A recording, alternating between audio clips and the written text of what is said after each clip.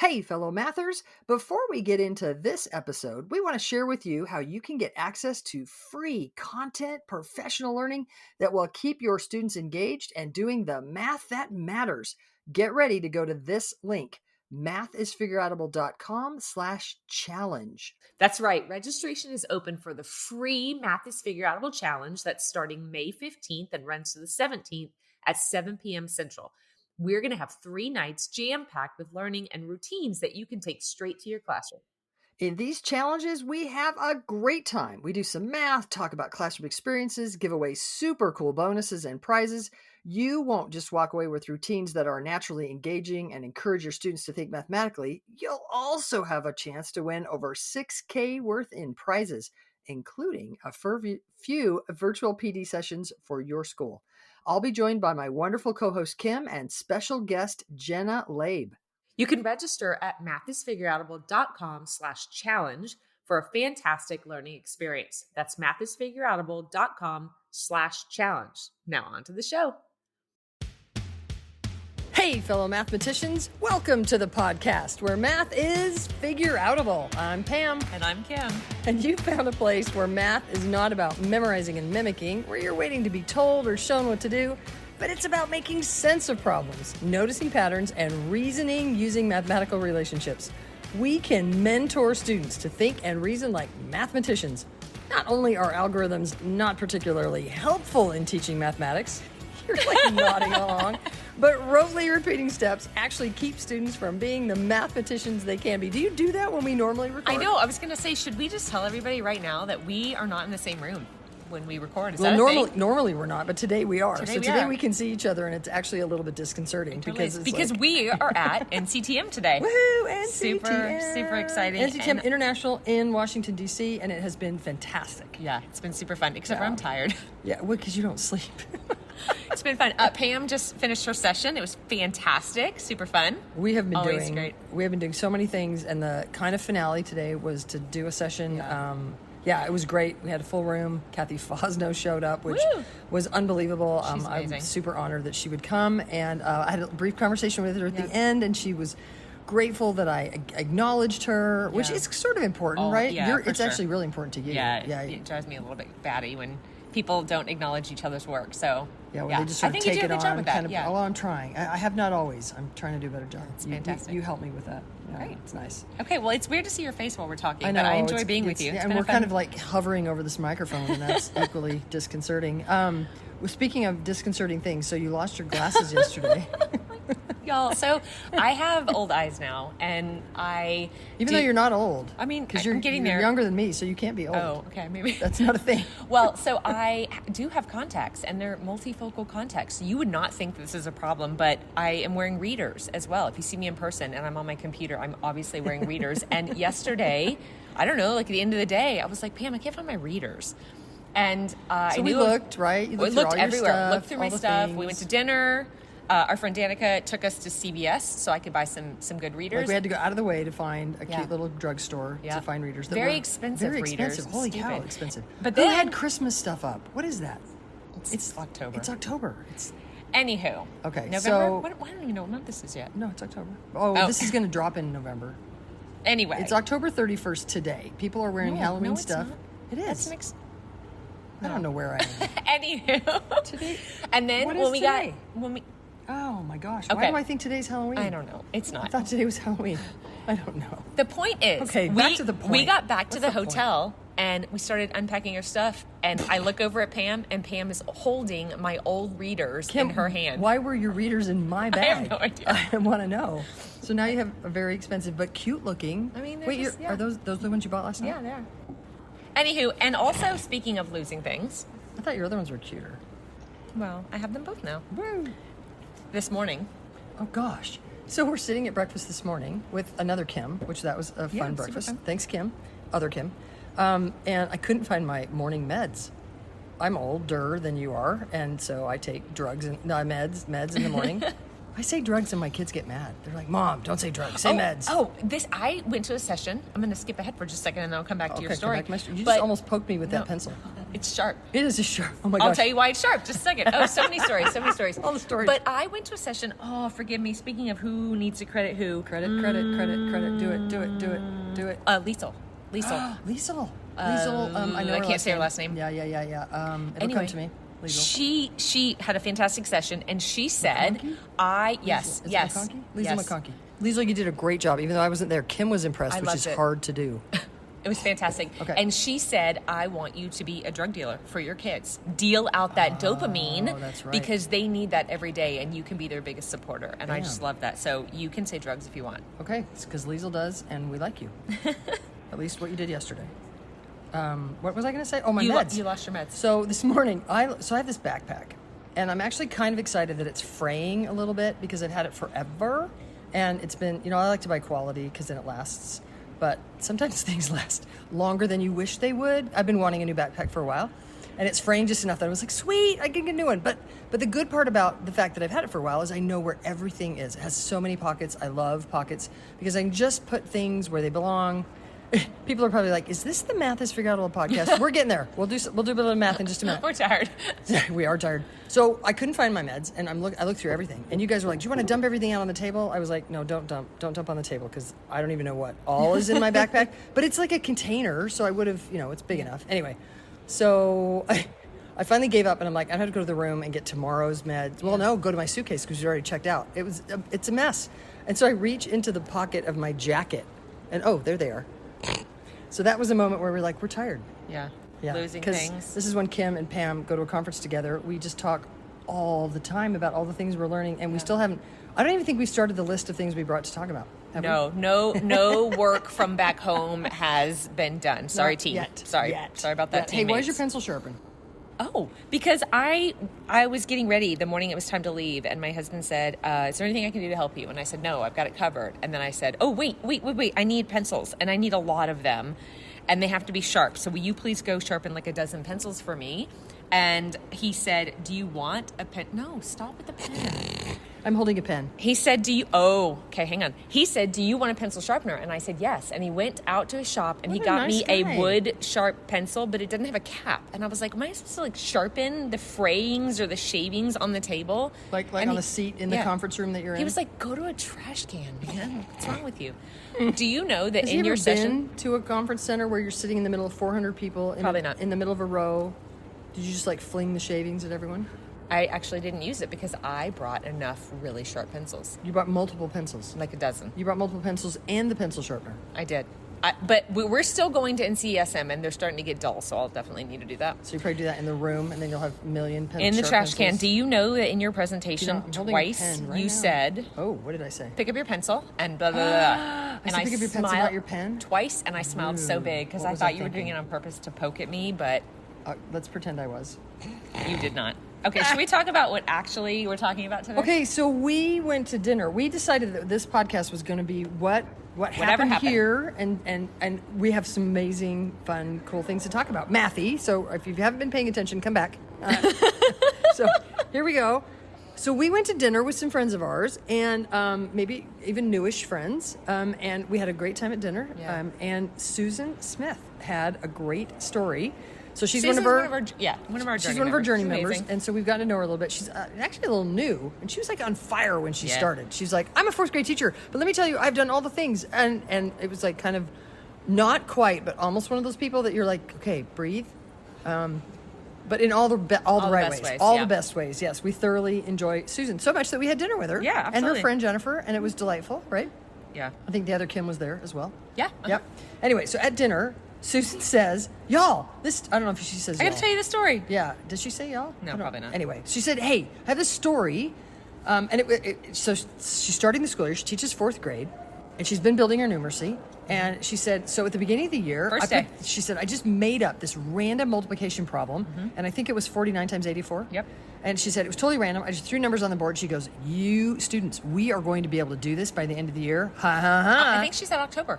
Oh, maybe October. Whatever. Okay. Fourth grade. This is what you can do in fourth grade. We are going to do this in fourth grade. The kids were all wide-eyed. They're like, oh, really? And she's like, oh, yeah, because she's an excellent teacher. So she's getting them excited. She's giving them something to look forward to, blah, blah, blah. Time goes on, right? They're doing beginning double-digit multiplication. They're thinking about smart partial products, I think. And one day, do I have this right? One day, one of the students said, I think we could do that. I think we can solve that problem. And she was like, yeah, let's do it. Go for it. Let's go. And so I think she said most of the kids were like splitting by place value. That's kind of what they've been doing. They're they're going on. And then if I remember the story right, Susan says she looked at the board and she goes, like I picked numbers that I can actually think about. Well, I don't know that she realized that right away, but she realized that there was a strategy that she could do that wasn't. Like, she saw the numbers and she had an inkling of an idea, and it just hit her. Rather than splitting by place value. Yeah. She's like, whoa, I can do something cool with those numbers. Yeah. And I think they were dealing with, so it was 49. Yeah. So she's like, if we can get to 50, then it's just a little over. And she was thinking about over, and over was in her head. Since it's 49 times something. If we can get to 50 of them, it's just going to be back up one. So then I think they did that. I think the students kind of worked on it. It was kind of tough for them because they did 50 of them. I think they did 100. No, I don't think so. I think they did 50, 80s, and that took some work. And then 50 times 4 was nice because that was 200. But then another kid said, we could have done 100 84s, 50 84s to get to 49 84s. And so they were really excited. And then... Now they have to do the subtraction, right? Yeah. So they have to do the subtraction because they have 50 84s. Mm-hmm. They have one too many 84s because they only need 49 84s. So they're going to subtract 84. Yeah.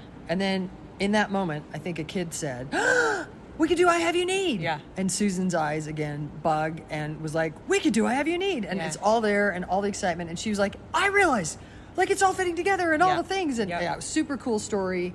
I think part of what I liked about that was how Susan's world opened up. Yeah, absolutely. Yeah.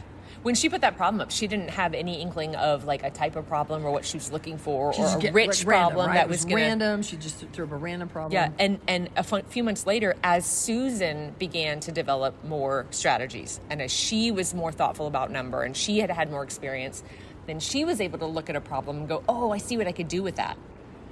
Yeah, which is our goal, right? Yeah. Our goal is we all can build from where we are. We all own some relationships.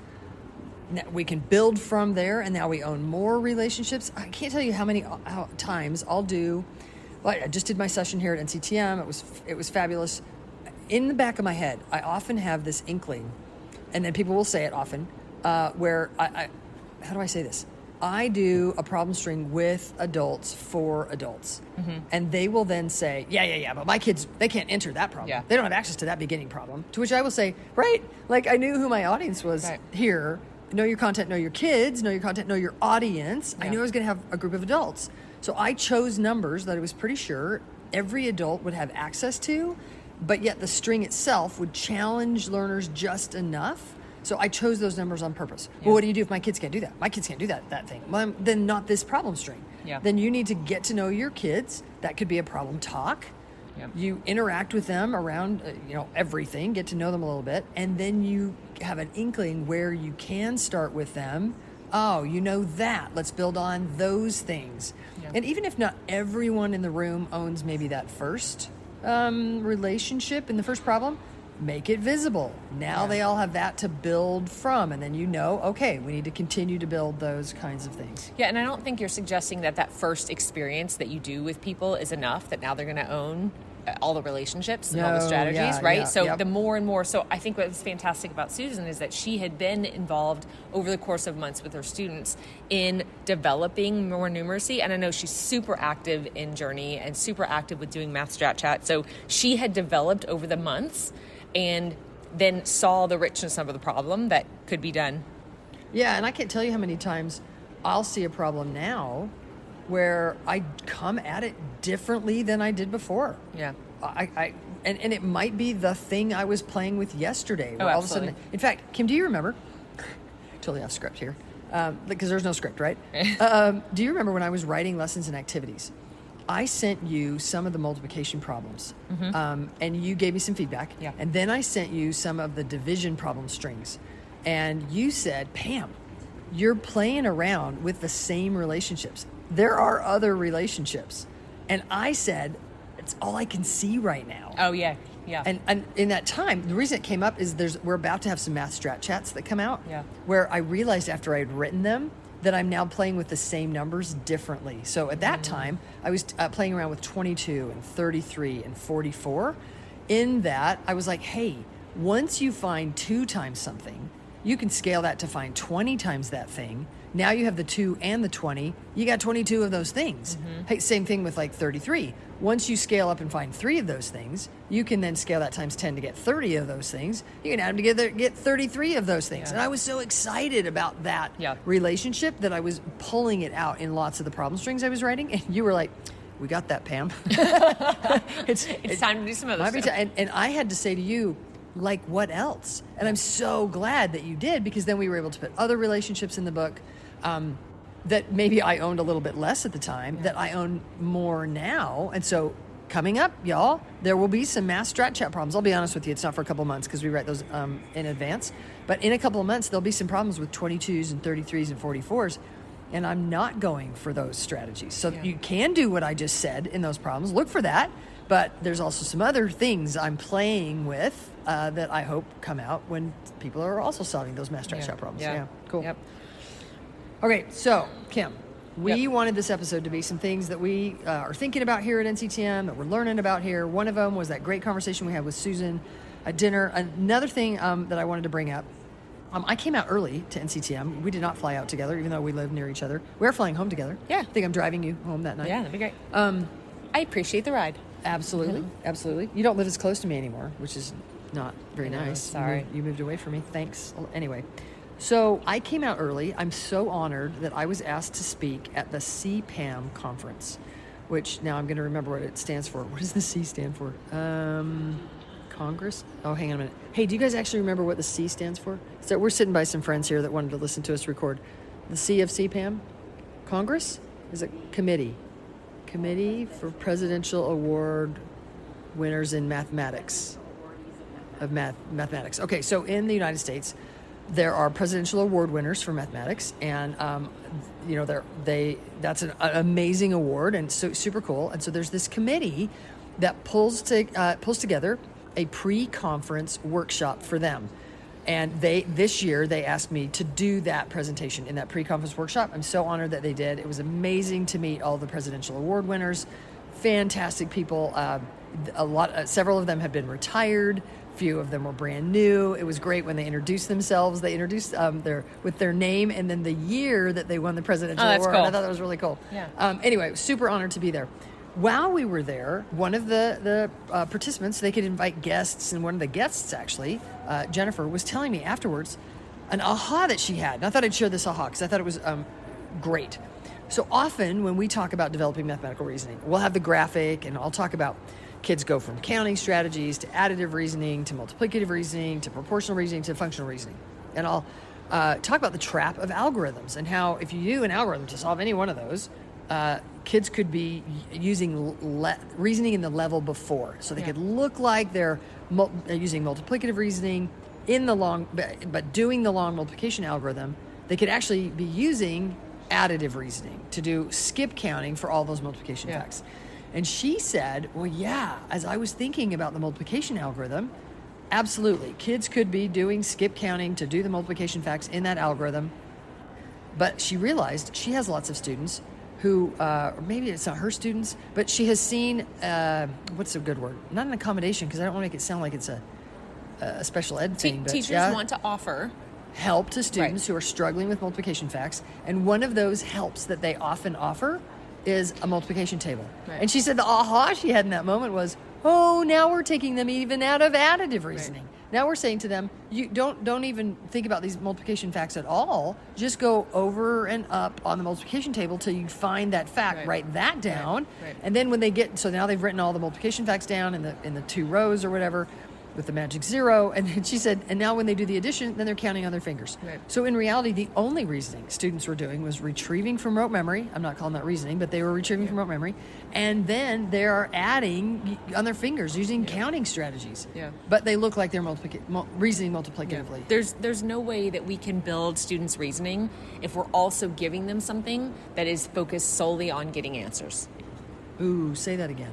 There's no way that we can expect kids and help them build reasoning if all we're doing is giving them supports that focus solely on getting answers. Ways to get answers that don't at the same time build reasoning. And if we're handing kids a multiplication chart so that they can get an answer, whether we're doing it out of kindness or because we have to or whatever. They're focused on getting an answer to a problem, and they're not getting any work or support in building their reasoning. It's not helping their brain think more Absolutely. sophisticatedly. Would you say that's also true for like handing them a calculator? If the reason you're handing it to them is to get an answer. Get a quick answer. Yeah. And I think that sometimes what happens is we think this is a problem that kids aren't going to be able to do with some reasoning. And the more, just like Susan had happened to her over more and more experiences, as her brain has grown, she's able to recognize that more and more problems are figure-outable. More and more problems are able to be reasoned through. And I think in the beginning of work that we do on ourselves, we have a small subset of problems that we think, oh, for this number I could do reasoning. For these small, but the more and more experience you have and the more and more that you work at building your reasoning, that widens up, right? And now you and I have done some work with each other and with ourselves and with our communities that we talk math with, that the types of problems, the amount of problems is actually quite large. Yeah. Hey, Kim, can I admit a fail? Sure. So another thing that I did while I was here, I came that day early, and since I was here, we have a Journey member. Her name is Adina. Adina, shout out to Adina, who invited me to come to her school to work with her teachers that morning. And it worked out. I was able to train up to Baltimore, spend an hour and a half with her teachers, and then make it back down for the CPAM. Oh, we forgot to tell the funny part about the CPAM. So Jennifer was a guest of one of the award winners, and when she was invited to come as a guest, the person said, the award winner had said, hey, I think it was Kim. You're like, you could come as my guest to CPAM. And Jennifer was like, I want to CPAM. But turns out she got to. That's not what CPAM stands for. But it was kind of funny that she didn't really know that. Hey, Brendan, across the hall. We're really at NCTM where people are walking around, and there was Brendan at bscrib, I think, on Twitter. Hey, Brendan. Anyway, so CPAM does not stand for Seeing Pam Harris, but in that moment it did. Okay, anyway, my fail. So I went to work with third grade through middle school teachers at this school. They were delightful. It was a delightful group. And as I was working with them, one of the teachers walked in a little bit late. And I'm actually not sure she's a teacher.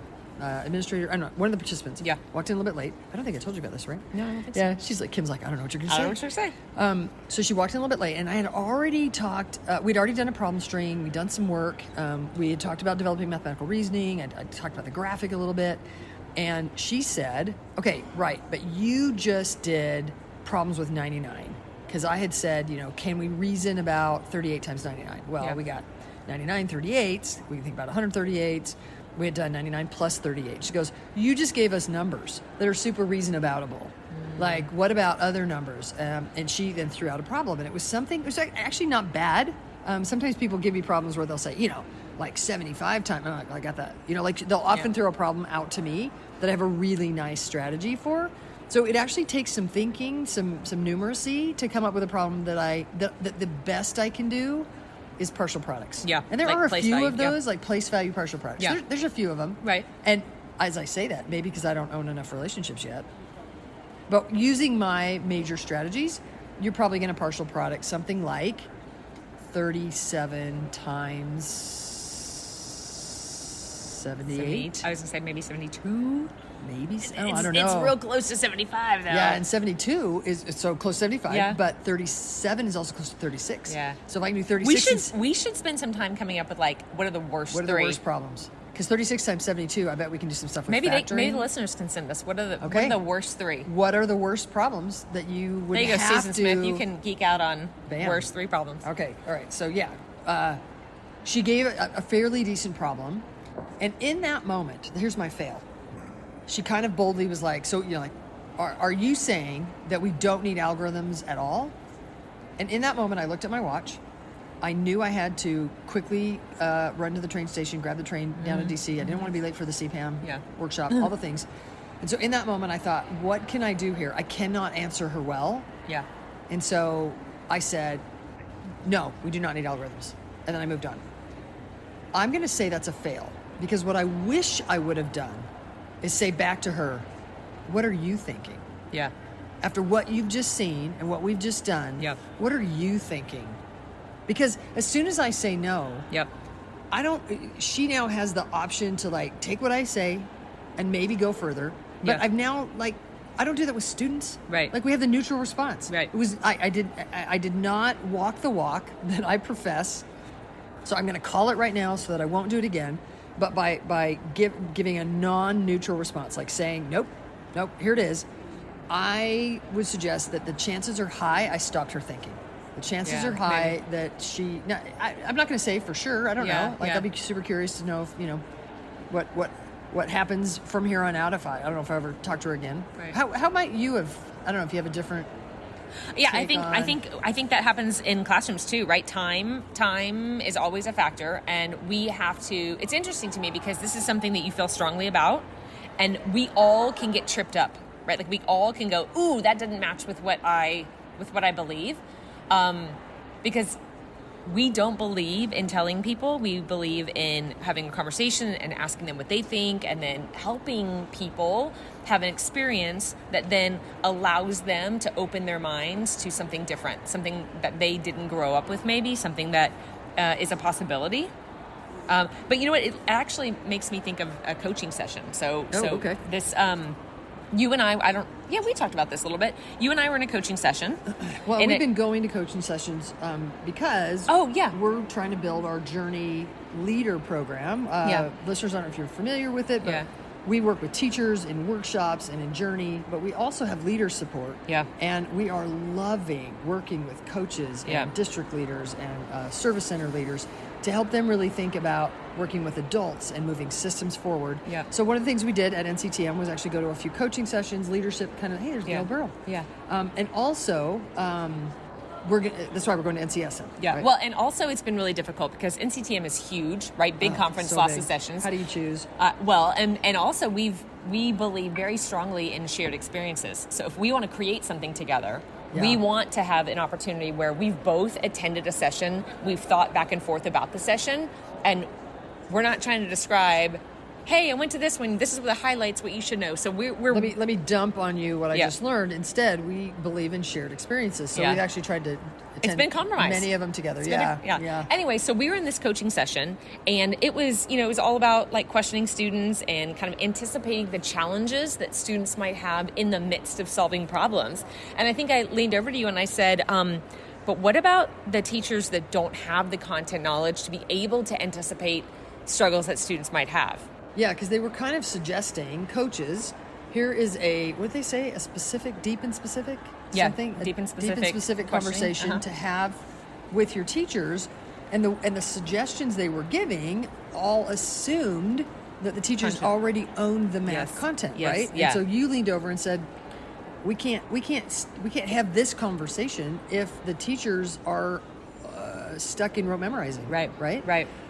Yeah, so at that point, then I started thinking about, okay, so I'm looking at you because I'm like, is that where I go? Yeah, sure, next? Yeah. I wasn't sure if I was interrupting you. What if the leaders don't? Because we said, well, the leader of the session said, like coaches, leaders, we need to work with teachers to help them build their content so that then we can have these conversations with them. Absolutely.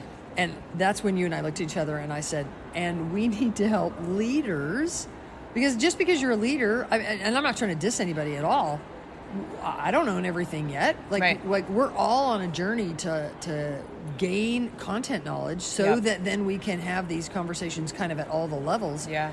We all need more content understanding, which, I forgot to say that in my session today.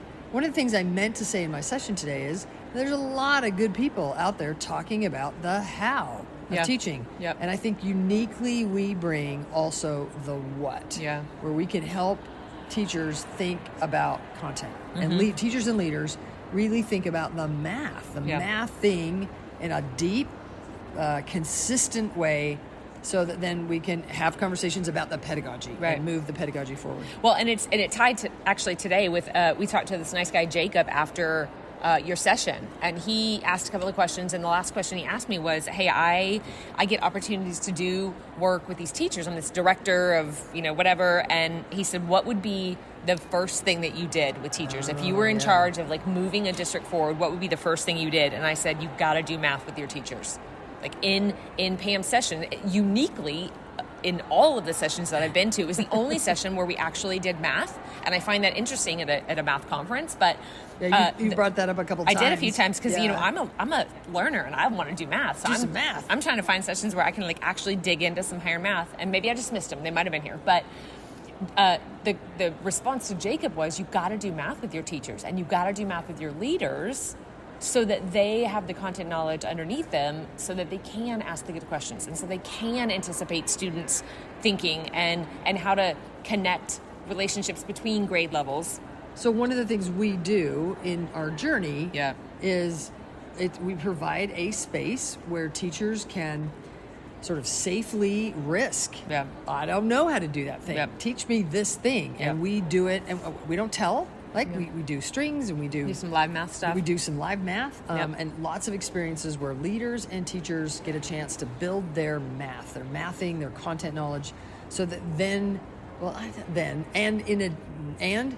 and we can have conversations about pedagogy at the same time. And we can have conversations about pedagogy because we're actually doing the math the way Yeah. we're suggesting they do the math, Yeah. right? Like Yeah. we're teaching, doing and- the math and the- teaching the way we suggest they do the math teaching. And the people in Journey or in Journey Leader get an opportunity to have a shared experience that you and I are having together here today. Yeah, We're having a shared exactly. experience and we'll take away from this for the next couple of months or whatever. Hey, remember when and what can we use that for? And, sometimes teachers are on an island.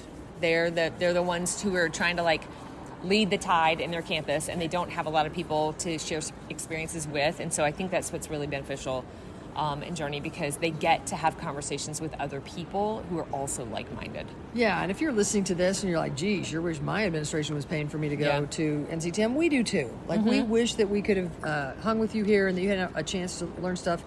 We will bring everything we can to you in the podcast, but you might check out the other things that we offer for support, for places that we can all learn more math and pedagogy, the what and the how. Yeah.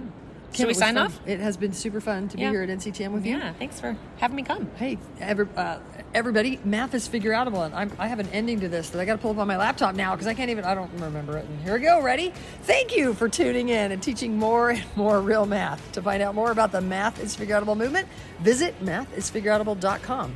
Let's keep spreading the word that math is figure outable. Say hi, everybody.